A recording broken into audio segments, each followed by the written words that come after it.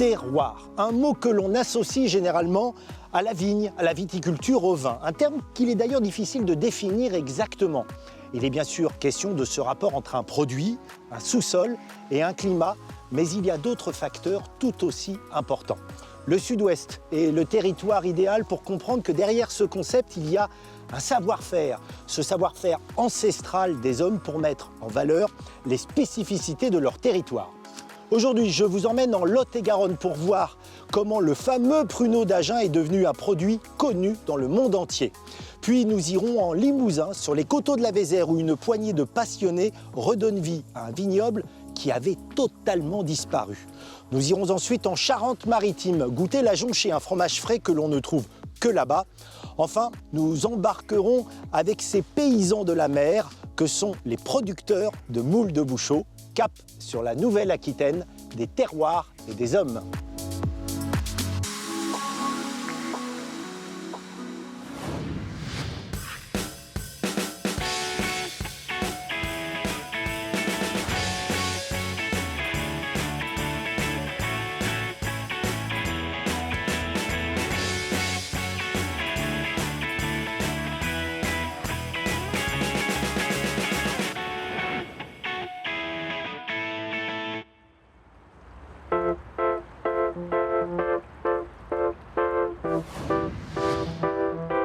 Agen est notamment connu pour son magnifique pont-canal qui enjambe le fleuve Garonne.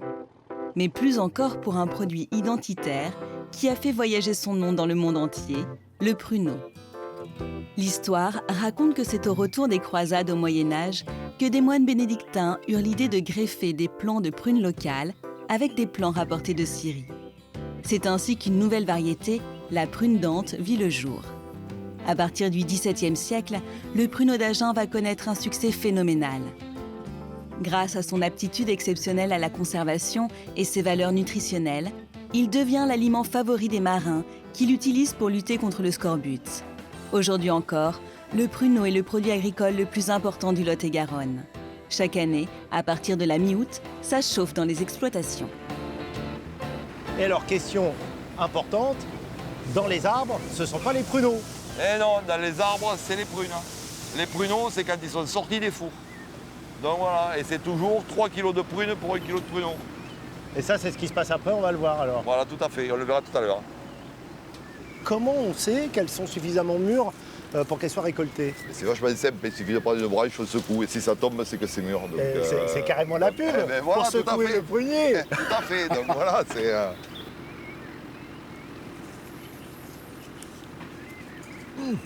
C'est bon. Alors, je peux te dire que c'est dommage qu'on ne puisse pas faire passer le goût à la télé parce que déjà la prune comme ça, même sur un marché, c'est difficile à trouver. Hein. Ça fait combien de temps dans la famille qu'on s'intéresse à la prune dente et au pruneau d'Agen? Moi j'ai toujours vu des pruniers sur cette exploitation, hein, puisque moi j'ai hérité de mon père, qui a hérité lui-même de son père. Donc ces générations, on a toujours été pruniculteurs. T'as des souvenirs, gamin, là, dans ces vergers? Ah oui, gamin, disons que la récolte a changé, on ramassait ça à la main.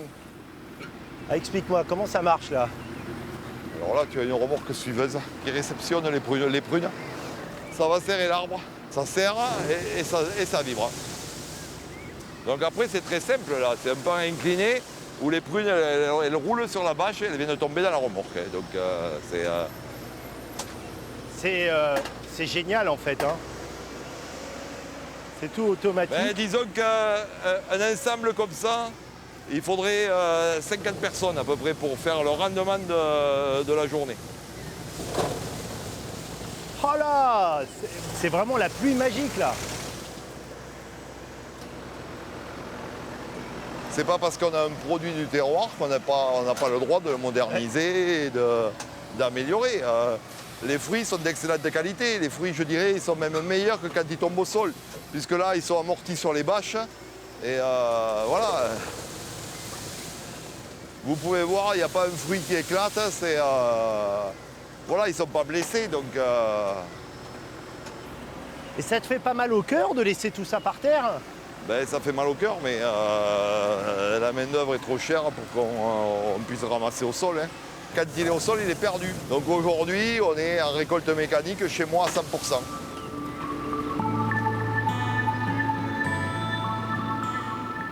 Son succès, le pruneau d'Agen le doit bien sûr à la qualité du fruit lui-même, mais plus encore à sa transformation grâce au séchage.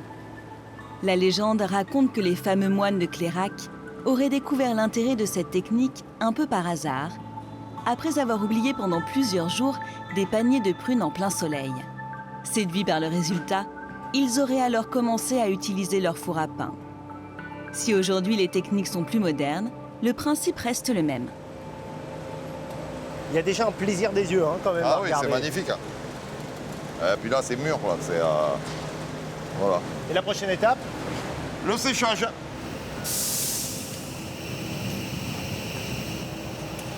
Là, tu vois, c'est des fruits qui viennent de passer. Ah oui, là, il fait 60 Ah là, degrés. la chaleur, on la reçoit. Il fait 60 degrés. Là, ils ont passé 3 heures. On voit déjà le changement de couleur. Ça va passer 24 heures dans les fours. Donc là, toutes les 3 heures, on rentre dans les chariots. Donc tu vas voir. Alors, un chariot comme ça pèse 900 kilos. Donc, c'est pas des trucs de feignants. C'est quasiment le poids d'un pack de rugby, non? Ouais, presque. La Voilà. température dedans, combien? Température à 55-60 degrés. Donc voilà, et maintenant qu'on a rentré un, il faut en sortir un aussi.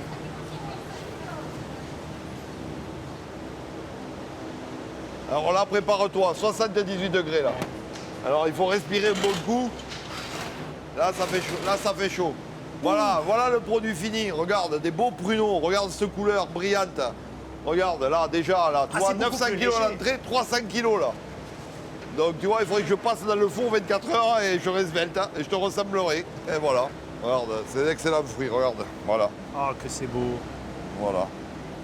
Quand on pense à la prune d'Ande qu'on a vue avant, effectivement, tout à la l'heure. transformation, elle est radicale. Voilà, c'est rien que du séchage, de la déshydratation, on a enlevé l'eau, du fruit. Ça va se conserver combien de temps? C'est un excellent produit. C'est un produit qui va se conserver, ça peut se conserver 3-4 ans. Donc voilà, et là c'est le meilleur pruneau. Le pruneau d'Agen. Voilà. On Et retrouve la couleur de la chair. Tu retrouves Ah la ouais. couleur. Alors on dit toujours que c'est très bon pour les problèmes de transit, tu confirmes? Ah oui, oui, moi je confirme que ça fait courir vachement vite ça. Bon, bah la tienne alors, Eh ben, à celui qui court le plus vite. Allez, j'ai bien peur que tu me battes.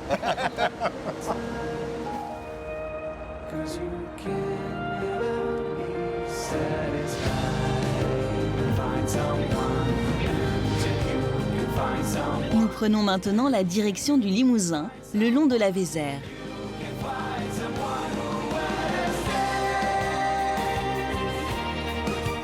Après le village du Saillant, en amont du plateau de Brive, la rivière coule au milieu d'une vaste vallée qui s'élève doucement en coteau. Quelle surprise que d'y découvrir des vignes! Peu de monde connaît aujourd'hui l'existence de ce terroir, et pourtant, Alassac, Voutezac, Vignoles, Vertouguet étaient des vignobles réputés au VIe siècle, au point de s'exporter jusqu'à l'abbaye de Cluny en Bourgogne. En toute honnêteté, René, apprendre que la Corrèze est une terre de viticulture, pour moi, c'est une surprise totale. Oui, mais c'est une surprise pour beaucoup de monde.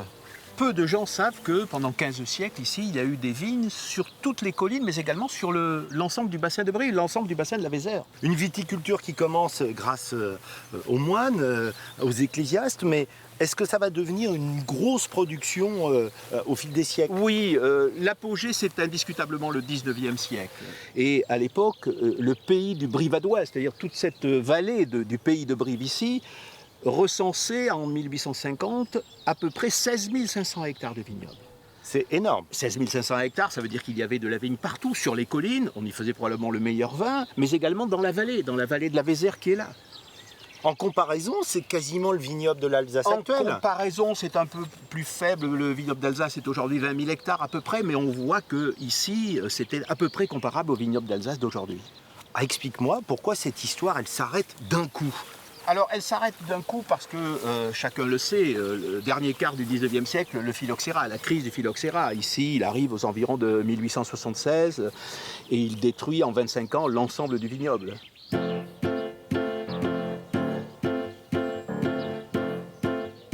Il faut bien se rendre compte qu'il y a 15 ans, il n'y avait plus du tout de vignes sur ces terres. Alors quand une bande de copains a décidé de relancer les vins corréziens, on les a d'abord pris pour des fous. Aujourd'hui, 21 hectares sont plantés. Les coteaux de la Vézère, c'est l'histoire d'un terroir retrouvé. Ce terroir, il est sous nos pieds et il est particulier. Lui aussi, Oui. il apporte sa contribution. Oui. Sous nos pieds, c'est quoi? Sous nos pieds, ce sont des schistes verticaux, des schistes ardoisiers. Nous sommes dans le pays de l'ardoise. Et la particularité de ces schistes ardoisiers, bien sûr, c'est de faire des vins minéraux, de faire des vins frais, mais c'est surtout d'avoir une capacité extraordinaire de permettre au cep de résister, par exemple, à la sécheresse. Il y a de l'eau sous nos pieds. Dans les failles des schistes ardoisiers, il y a de l'eau qui circule. C'est quoi pour toi la formule magique des coteaux de la Vézère? C'est quoi? C'est cette rencontre paysage, homme? Oui, je crois que c'est la rencontre entre une bande d'amis, une bande de copains, on peut dire aujourd'hui, de vignerons, qui ont su redonner à ces collines le visage, le paysage.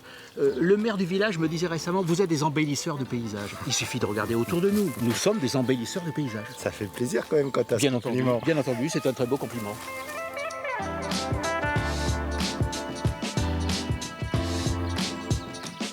« 2016 a été l'année de la consécration pour la coopérative des coteaux de la Vézère.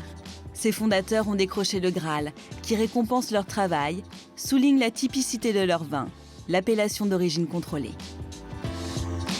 Écoutez, moi je propose qu'on va goûter le fruit de ce qu'on a vu ce matin, le chenin sec, qui vient d'être retenu pour l'AOC, vin de la Corrèze, coteaux de la Vézère. Et comme le dirait un de mes vieux amis, il est digne de nous. On dit souvent qu'un vin, il est réussi quand il a la gueule du vigneron. Alors, ils ont quelle gueule, les vignerons de Corrèze? Déjà, nous sommes un petit groupe, hein. Donc si tu fais un mélange de toutes les gueules, tu arrives à ce résultat-là, exceptionnel. Et quel caractère? Qu'est-ce qui vous réunit, le trait de caractère commun? Moi, je dirais, c'est un vin fier. Même quand vous l'avez bu, il ne vous a pas quitté. Il est toujours là, comme un vieux copain. Et c'est ça qui me rend fier. Il y a de l'amitié dans ce verre, en fait, oui. c'est ça. Oui. L'amitié, de la complicité. Oui. C'est un vin social également pour nous, hein, donc c'est quelque chose qui est important dès le départ. Mais il faut dire aussi, la vigne, c'est pas seulement une culture au sens agricole, c'est une culture au sens culturel. C'est quand même magique de mettre un morceau de bois en terre et 5 ans plus tard, d'en faire ça. Je propose qu'on porte un toast. Eh bien, et avec puis un grand toast, plaisir. je vous le dis, bravo. Merci Moi, je vous beaucoup. félicite, bravo pour votre Merci travail. au vignoble Merci. des coteaux de la Vézère. Et au vignoble du coteau de la Vézère.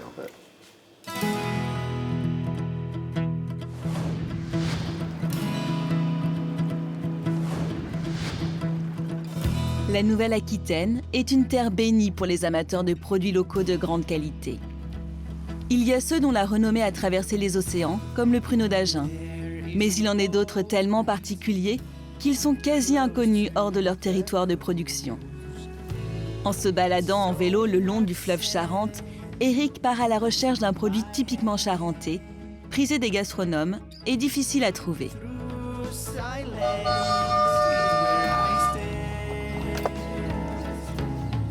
Alors Ricky, ça va bien? Es-tu prêt à me vendre des jonchés? Ah, il m'en faut 4. Hein. 4. Tu sais, j'ai une grosse faim, moi. Nature ou parfumé? Ah, n'importe, ça m'est égal. Je les parfume à ma façon après. Du rhum ou du cognac? Ben, des jonchés avec le... Bonjour, je vous surprends, mais je suis un peu intrigué parce que j'ai lu spécialité régionale. Jonché, c'est quoi la jonchée? La jonchée, c'est un dessert. Ça se mange sucré, ça se mange plutôt l'été, c'est très très rafraîchissant. Vous faites la tournée? Je fais la tournée, le porte-à-porte. Oui, Il passe souvent? Ah ben oui, il passe au moins, dans chaque endroit, il passe au moins 2 ou 3 fois dans la semaine, quoi, dans chaque village là autour. Et alors, si c'est si bon, vous l'attendez? Ah ben oui. Parce que je l'adore en plus. Ah ça, ouais? oui, je peux vous dire que j'en mange pas mal. Hein.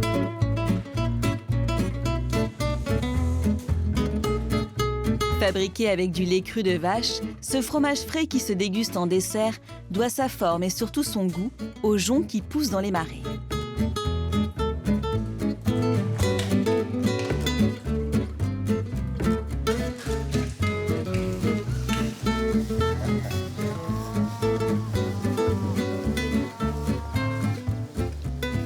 Alors explique-moi pourquoi tu m'amènes ici. Alors là, bah, c'est le tout début de la jonchée. Si on n'a pas le bon jonc pour l'envelopper, ça ne marche pas.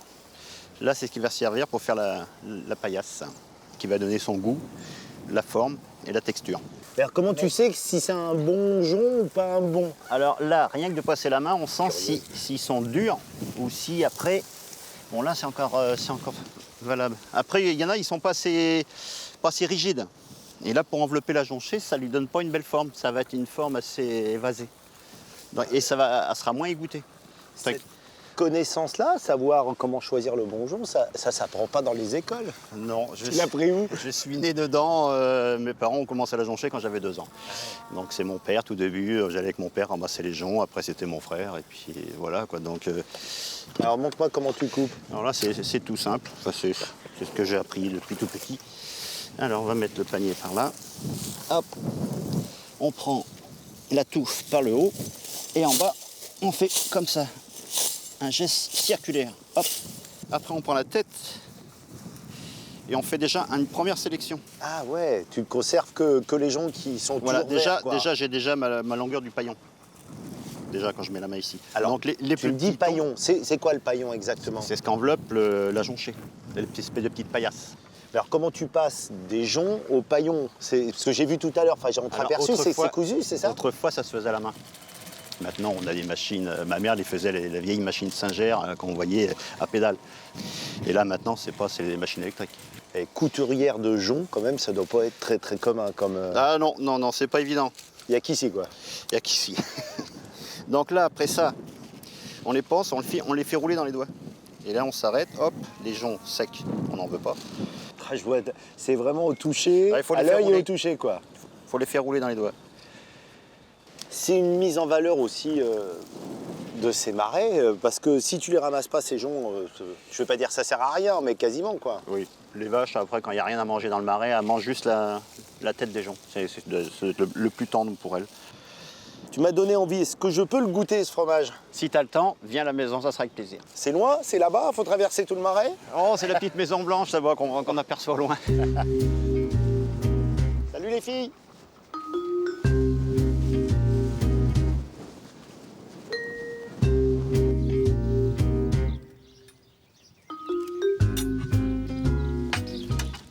Et déjà, c'est une œuvre d'art. Ah, qu'est-ce que c'est beau! Waouh!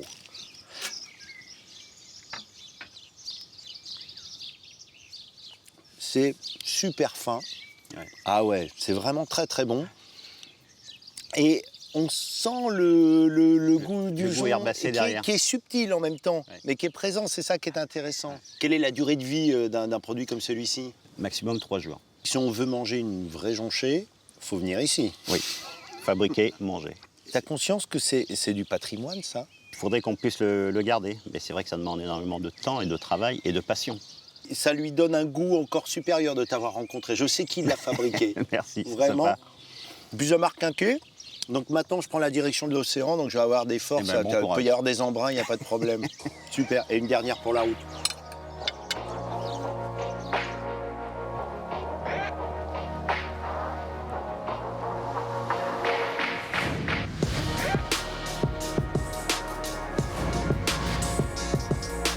On aurait tort de limiter la notion de terroir aux productions terrestres, car il existe bel et bien des terroirs maritimes.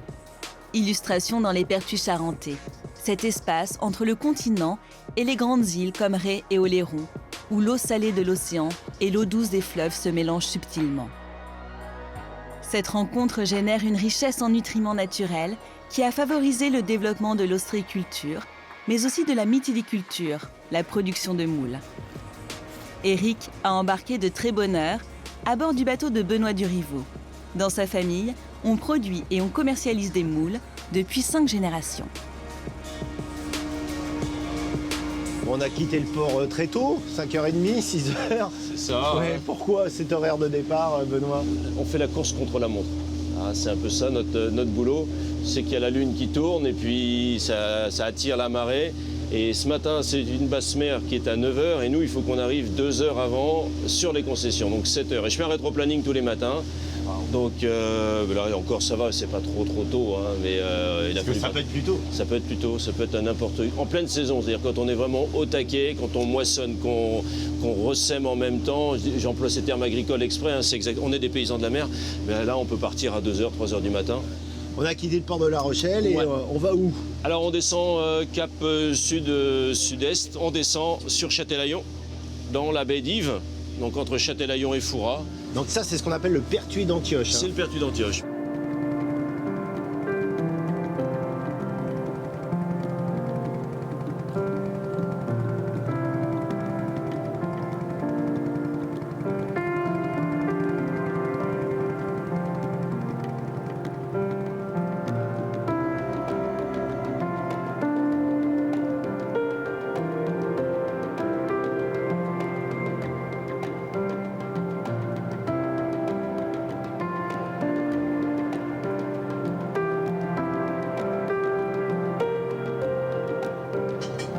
À peine arrivé, Benoît, vous êtes parti immédiatement à fond. On est au taquet, nous. Qu'est-ce que vous faites là La alors? machine connaît qu'une vitesse, le galop. Là, tu vois, les moules de bouchot poussent sur des pieux. Les pieux, c'est du bois. Et dans la mer, on a des vers qu'on appelle des tarets qui font des trous. Et ils sont xylophages, donc ils viennent manger le bois. Et ce qui fait que passé un certain temps, environ entre 5 et 10 ans, les pieux sont morts. Morts, c'est-à-dire qu'ils sont fragilisés et ils cassent. Nous, ce qu'on fait, on les arrache. C'est pour ça qu'il y a des bouchots qui ont des trous. Et là, tu vois, on est venu récolter hier tout le bouchot. Il n'y a plus de moules sur les pieux. On a sondé les pieux qui étaient morts, on les a enlevés et on les remplace. Comme ça, on pourra mettre une récolte dessus l'année prochaine. Moi, je suis très impressionné, c'est que tu arrives quand même à aligner, bon, bien évidemment, voilà, avec tes gars, mais Ah, mais c'est mouvant, quoi, c'est dessous. un- C'est un sacré savoir-faire. C'est un travail d'équipe aussi.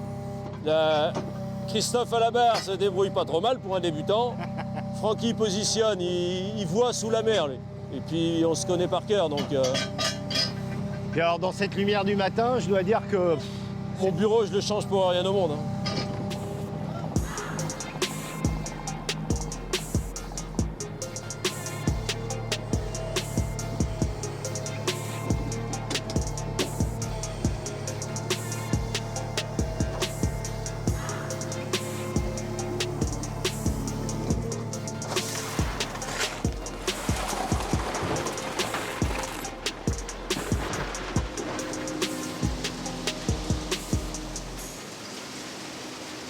ce qu'on appelle Bouchot, c'est quoi exactement? C'est pas une ville, déjà. Non, c'est pas une ville, hein, c'est pas une ville. Alors Bouchot, aujourd'hui, c'est un alignement de pieux. Donc des pieux qui sont souvent en chaîne, d'accord? On les a piqués le plus droit possible, ce qu'on a vu tout à l'heure, hein. Alors c'est pas facile, on est dans l'eau. Et sur ces pieux-là, viennent pousser des moules. C'est impressionnant. Ce sont des champs de pieux. Il y a combien de... On sait combien il y a de kilomètres de Bouchot Écoute, là, dans là, cette baie? ouais, là où on était, entre Châtelaillon et Fouras, 120 km de pieux linéaires, et il y a moins d'un pieu au mètre. On a montré que la culture sur Bouchot, la mytiliculture, était bienfaitrice pour l'environnement. Bon, cette moule-là, c'est 90% de sa coquille, c'est du carbonate de calcium, CO2. Donc on a vraiment un piège à CO2. Et du fait qu'aujourd'hui, on exporte très peu les moules de Bouchot. Ça se mange en France, c'est produit en France, né en France, mangé en France, on est sur des circuits courts. Et donc pour les locavores, c'est très bien. Donc, franchement, la moule de Bouchot, c'est le nec plus ultra.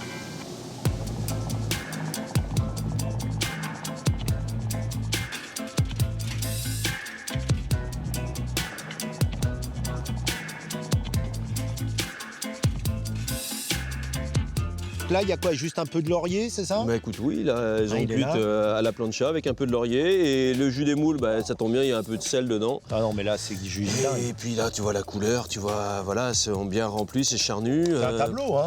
C'est un vrai C'est une tableau. œuvre d'art. C'est ça, j'ai... Magnifique. Ouais, c'est beau ça. Hein. Puis en plus, c'est bon. Assez souvent, tu t'es comparé avec un agriculteur. Tu as utilisé des mots, terroir, élevage. C'est vraiment ce qui te correspond? C'est comme ça que tu te ressens, ton travail? Nous, alors, j'ai un de mes vieux confrères qui aujourd'hui est en retraite, il disait que ces Bouchots, c'était des vignes marines. Donc c'est vrai que c'est pas un terroir, c'est un merroir, mais quelque part, pour aller à la marée, bon là on est sur le port, on n'a pas de tracteur, mais quand on part de Charon, quand on part des Boucheleurs, on a un tracteur avec derrière une petite remorque et puis une petite barcasse pour aller à la marée. On utilise des moyens agricoles de toute façon. Notre slogan avec mon frère, c'est de dire que les moules n'arrivent pas toutes seules dans ton assiette. T'as vu aujourd'hui? Vous êtes là. On est là. Et tant qu'on est là, on n'est pas les gardiens du temps. On espère qu'il y aura d'autres générations derrière nous qui continueront à faire perdurer ça. Ça fait des générations, plus de 5 générations chez nous que ça se passe comme ça. Ça, c'est du patrimoine. Le patrimoine, c'est pas que des beaux châteaux, c'est pas que des jolis villages. C'est aussi des beaux produits, puis surtout un savoir-faire, vraiment coup de chapeau. Écoute, merci beaucoup.